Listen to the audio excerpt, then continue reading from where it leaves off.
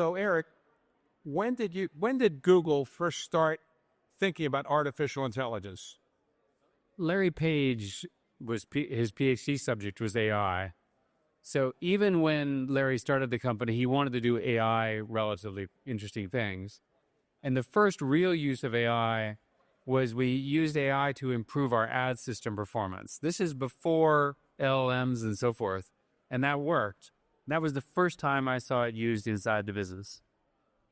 Now, you've written a book on artificial intelligence. One of your co-authors was Henry Kissinger.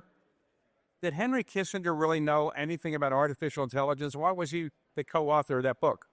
Well, he's obviously a brilliant man, and he was very interested in it, not for the technical reasons, but because he had studied Kant when he was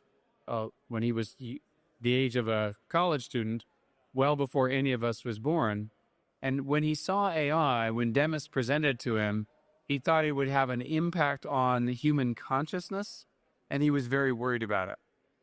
Okay, Joe, usually when I'm interviewing people about artificial intelligence or something like that, there are people that have engineering backgrounds, their technology backgrounds. You're an accountant. So what are you doing on a panel on artificial intelligence? Fortunately, of those 500,000 people at Deloitte, I have some good friends who are computer engineers and scientists and have deep expertise in the systems themselves. So I've got a little bit of help. How many people are devoted to artificial intelligence out of your 500,000 people? I would define every one of them as in some way leveraging the technology, helping clients use it. You can define a subset that obviously are the deep experts, but it's now pervasive across the entirety of the organization. Eric, if I want to make money on artificial intelligence, I'm an average investor. What is the best way for me to make money today on artificial intelligence? Buying a big company like Alphabet, or finding a smaller one that's just getting off the ground? Well, one way to understand the value that's being created in AI is that there will be businesses that will become much more successful because of AI. So I think the best investment is to invest in the businesses where AI will make them transform. It's probably pretty late to have all the gains that you have in the Magnificent Seven, although it's not my area of expertise, simply because those are very highly valued. And the startups are now so highly valued when they get started that it's really hard to get into them. If you really want to make money, it's actually easy. Found an agentic AI company. And I don't mean one designing agents. I mean, build an agent to do something. This is the agentic period in AI. And for the next year or two, everyone's going to build agents. The agents are all going to compete. If you build a better agent than anyone else, you could probably build one incredible company and own it yourself. Eric, right now, artificial intelligence is affecting adversely which part of the economy the most, and it was affecting positively which part of the economy the most? Well, AI is at the moment contributing more than 1% to the GDP of America, largely because of the data center build out. And I just started a data center company, so I've been studying this. The demands, the real demands from the hyperscalers, the big companies, Google and so forth, are immense. And when I talk to them, they need 1 gigawatt, 5 gigawatt, 10 gigawatts each. Now, the best study I've seen indicates that the industry in America needs 80 gigawatts in the next 3 to 5 years. Now, 80 gigawatts, by the way, let me tell you, how big is that? 1.5 gigawatts is the size of a nuclear power plant. So this is an enormous amount of energy. So that's the economics right now are being most felt in the build out of the infrastructure for the next wave of AI. Joe, if you have 500,000 employees at Deloitte, how many of them are going to be losing their jobs because of AI? So with all of the adoption of technology, that 500,000 today is greater than the number that we had a year ago. Will there be some displacement and shifting in certain functions that one did manually? Of course, as with every wave of technology adoption, but we're still a big believer that great people, great professionals with domain expertise are actually the key to unlocking the technology. And that, as with every prior wave of technology change, on a net basis, you actually create more jobs than you disrupt. That'll be tested, but that's our base case.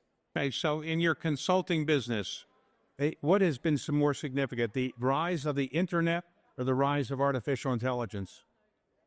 Well, if you look at the rise of the internet and the impact over a 30-plus year period in the aggregate, to date, that's more significant. But in a confined time period, in terms of this really thrusting onto the scene over the last 3 or so years, it is a more accelerated impact than what we would have seen with the internet. And right now, I don't think anybody doubts the power of the technology, the applicability across the enterprise, every sector, every business function. The issue is it's really hard to actually bring it to life in a large, complex, established bureaucratic enterprise. You've got to actually be willing to drive a fundamental end-to-end change in the business processes. And history tells us that there's a lot of stickiness in the system.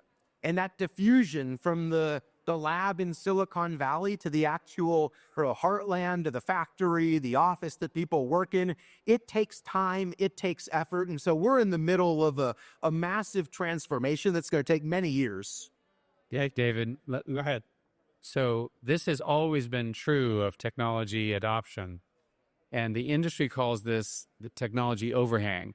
The industry, we arrogantly say, we keep producing things that you can't absorb fast enough. Of course, if we made it easier, maybe it would.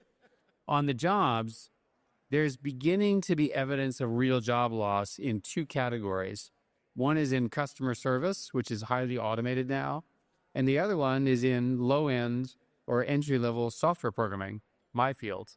And that shouldn't surprise you because the software programming is getting so good, you really can change your modality, and you should expect that will continue. The real question is when do other parts of jobs get affected? Let's suppose I missed the internet wave and I missed the AI wave as an investor, but I'm always looking for the next big wave that I can get on the ground floor.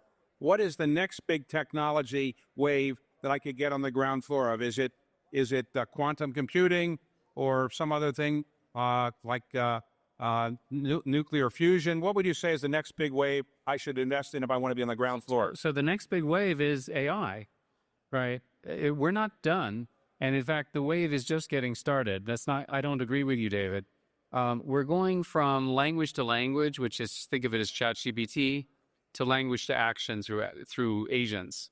And if you spend any time with deep research or spend some time with OpenAI R3, spend some time with DeepSeek V3, whatever, the power of the reasoning models of these things is frightening, right? It's graduate level MIT, Stanford reasoning right at your fingertips. We're not done yet. And indeed, the investments in data centers, the new algorithms, the much larger models are entirely focused on that. So we're not done. Okay. Americans seem obsessed with China, and China's developing AI at better pace and maybe in better ways than the United States. How do you today rate the competitive abilities of the Americans versus the Chinese on AI development? So the U.S. invented it, and the Chinese have adopted it in a very clever way. So historically, there was a view that China was well behind, and China has, in the last few years, caught up really, really well. Let me give you some examples.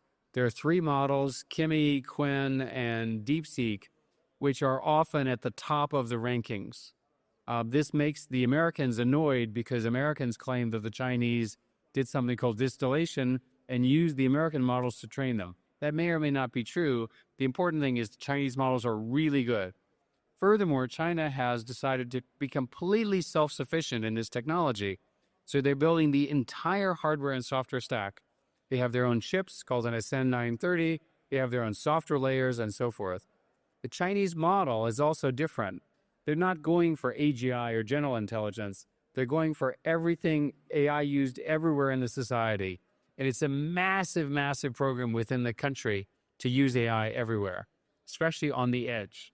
They are, in my view, 6 to 12 months behind, which is not much. Now, you've been an advisor to the Defense Department for a number of years. How has AI changed warfare, or is it going to change warfare? So the U.S. government started a program called Maven. You all will remember this, about 10 years ago, and I was involved with it because I was a consultant to the Pentagon during that period. And Maven can be understood as drones are running around looking at targets in the time in the military, and those video feeds were being watched. So the first use in the military is actually just surveillance. Why? Most soldiers in the military are just watching for things. That was the first and best use. The next one will be drones. And because of what's going on in Ukraine, the U.S. government has decided to learn from Ukraine. Now there's Secretary Hegseth has announced a big program around drones and drone adoption, land, sea, and air. Okay. If you were advising a young person today who's graduating from college, should they join a large accounting consulting firm like yours and have an accounting background as you do? Or should they get a technology background in AI? Which one is going to be more exciting and make more money for that young person? I actually don't think this is an either or. And that, in fact, what we're finding in the application space, I agree with you, Eric, that we're just at the beginning of the wave of AI adoption. And I'll use my baseball analogy. We're in the top of the first inning here. Those who have the ability to integrate across disciplines. So to really bring this to life in an enterprise, you have to both have some baseline understanding of the technology, the capability of the model, how to prompt it to yield the desired outcome, as well as the business problem you're trying to solve. If you're trying to embed this into the finance function, the manufacturing function, customer and marketing. And where we've seen things go wrong is where you take a piece of technology that's developed by someone in the tech laboratory and you try to deploy that and force it into an enterprise. Generally speaking, it fails. You need the people in the heart of the business who understand that function, who understand that industry and sector, to be paired up on a cross-functional team to design something that's fit for purpose in the real world. I thought Jan's words earlier were very accurate. The real world is far more complicated than text. And so those who have an appreciation for the context and who can work with the technologists to bring it to life, that's where the real value is being created. Let's suppose somebody in the audience here is 40 years old. They majored in humanities in college. They have a job that's, say, a non-tech job, but they really want to learn about AI so they can talk about it intelligently with their children, if not somebody else. What's the best way for a middle-aged, non-technology person to actually learn something about AI to sound reasonably intelligent on it? So let me turn the question around. We have MIT and Stanford here. The most important new course that you don't have is the freshman class on prompt engineering. Because if you think about it, the student that is entering MIT or Stanford, their entire life is going to be prompt engineering as it evolves. Because everything they do will be with a computer assisting them. So the same applies to the 40-year-old, right? So the 40-year-old needs to get good too. These tools are remarkably powerful for a non-technical person. If you wanted to write code, you wanted to do something, have fun, learn how to do it. They will produce working systems that can make your life better. Okay. So today, a lot of the big technology companies that have trillion-dollar market caps, they seem to be moving away from everybody else in terms of their ability to develop AI models and the ability to be a leader in it. Yeah, what about the smaller companies? Is there a chance for a smaller company today to become a gigantic alphabet, or is that day gone already? Too late to become gigantic again in the technology world? So the big companies are getting bigger because their revenue is growing fast. And it's growing fast because they've been around for a while and they have a lot of capital and they have a lot of data centers. Right? That's what's really going on. They're not just being nice and the valuations are going up. So for smaller companies, the real question is, how do they get the capital to play in that game? It's going to get harder and harder and harder as the industry matures. Okay. And let me ask you about NVIDIA. And NVIDIA is making a lot of money on artificial intelligence. Is anybody else really making money, or are they just spending money on artificial intelligence? Look, when you look at where the rents have accrued to date, obviously the sort of infrastructure layer at the front end, as people are building all of this out, has captured a disproportionate share. The real issue from a societal standpoint is how to take those gains and spread them broadly and actually drive the productivity benefit into the heart of the enterprise system.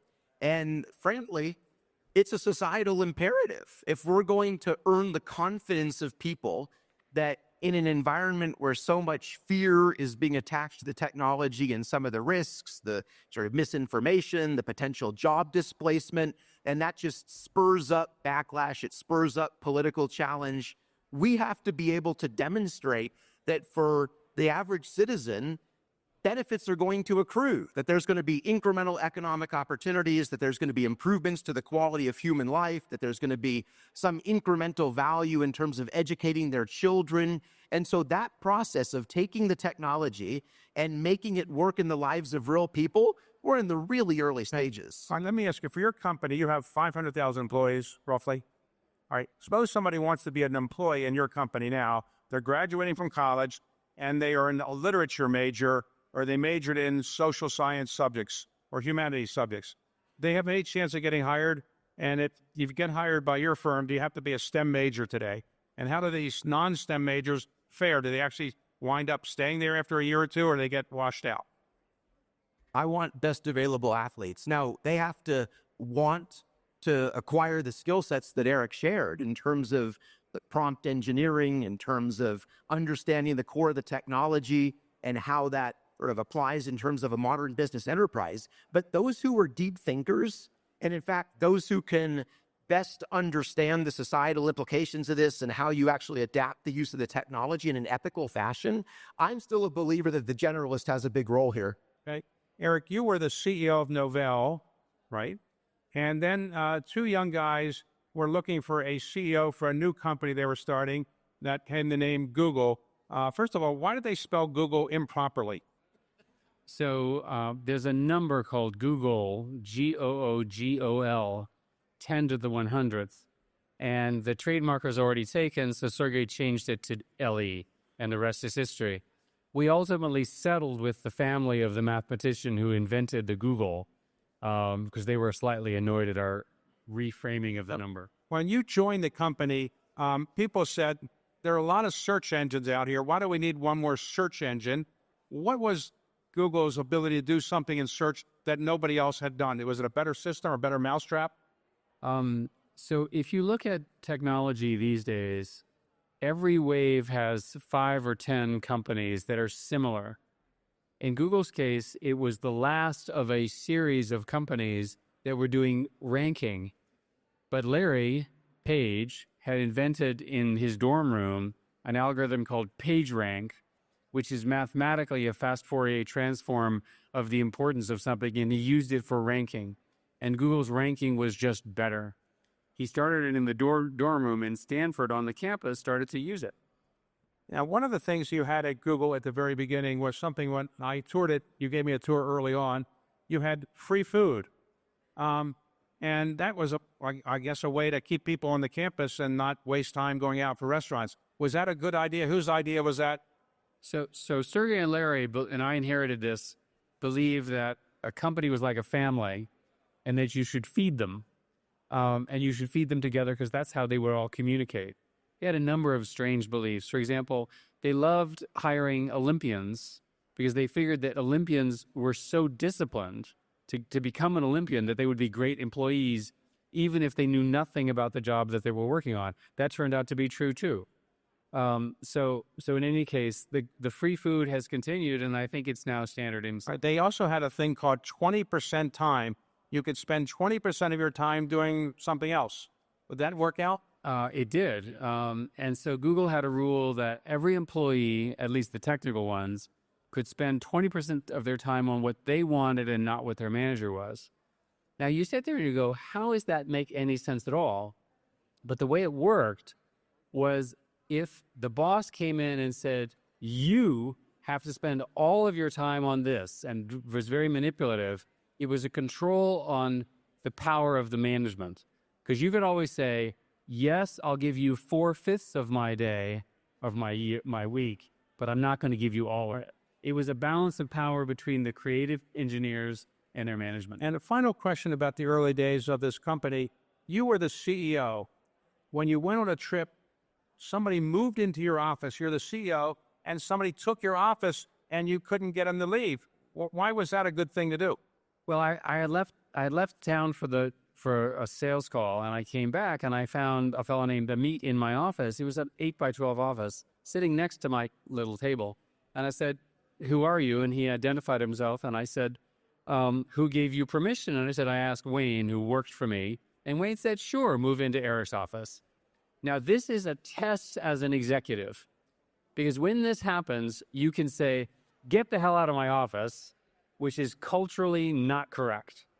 So I figured, okay, I'll just sit there and see what happens. So he was a programmer and he wore headphones. And I used to talk on the phone, and I was talking to the sales executive at the time. We didn't know what our revenue was. And he said, "I think the revenue is going to be 115 million for the quarter. Imagine these numbers."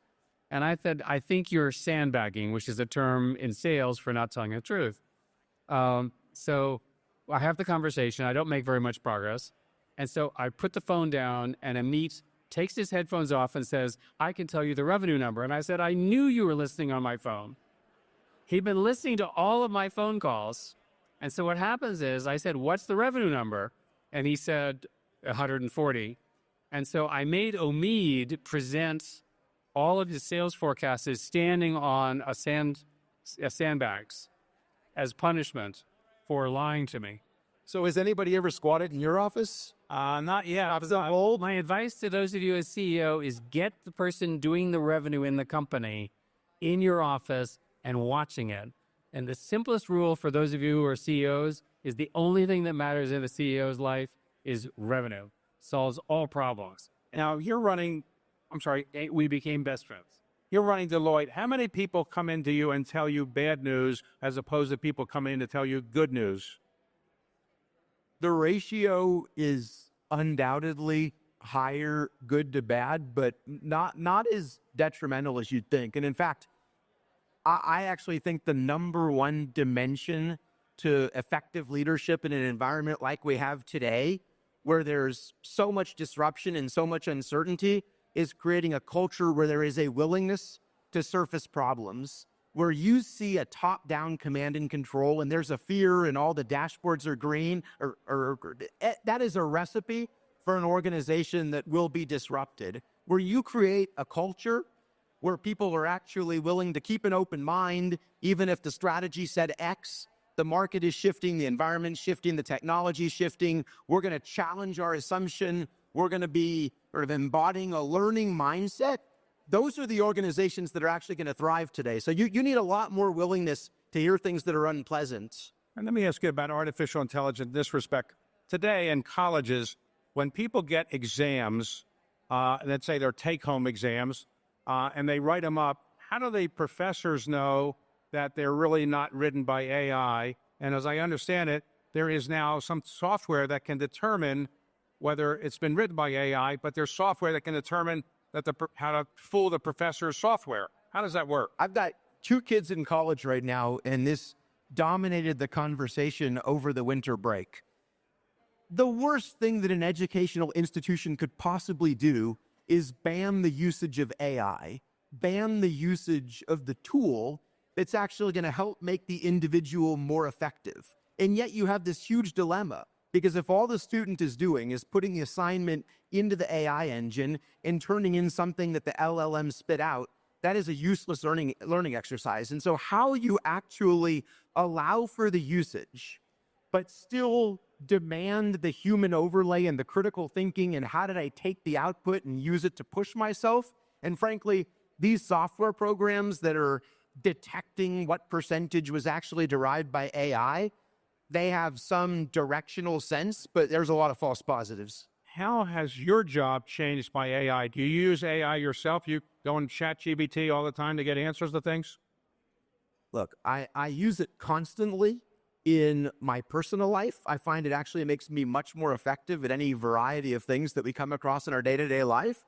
And I am embracing and trying to lead by example in terms of the tools, the demos, the proofs of concept, and then ultimately those things that look like they're going to scale that we're putting into production, of using them myself, of providing feedback in terms of trying to help train the models so that where there are things that are valuable, feed that back and let's capitalize it. And also calling out the bullshit meter, that things that look great on a screen and to an average recipient of the information appear to be very impressive, but to somebody who's an expert in the area is a bunch of gibberish. And that's the real dilemma right now.